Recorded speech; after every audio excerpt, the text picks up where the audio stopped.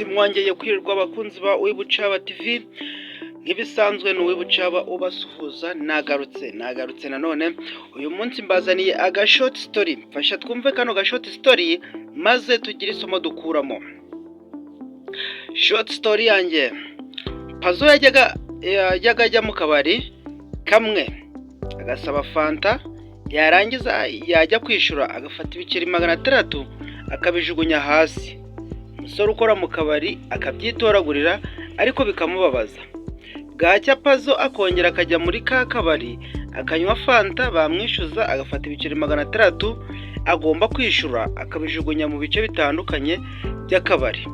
Ukoramo akajya kubyitoragurira ariko ababaye.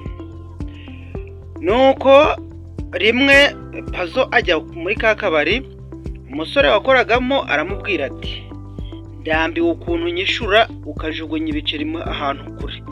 Uyu munsi mbere yo kuguha fanta urabanza unyishure mbere.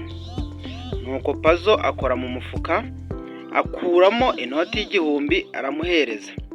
Ndamuha fanta aranywa. Umusore wakoraga mu kabari abonye Pazo amaze gufanta ye kandi azi ko agomba kumugaruza ibiceri 400, nawe ashaka kumwishura ibyo yajyaga amukorera. Afata ibiceri 400 abivungishamo ibiceri bya 50 gusa, nawe abijugunya mu kabari. Abwira Pazo ati: ngaho amafaranga yawe ngayo nakugaruriye, kandi n'undi munsi ntuzongere wa muswa we. Ubwo nawe yari amaze kuyanyanyagiza mu kabari ahantu hose kugira ngo akunda amwishure. Ubwo Pazo aramuseka, arongera araseka. Ukora mu kabari yibaza ibyo aseka kandi yarazi ko ahita barakara biramucanga.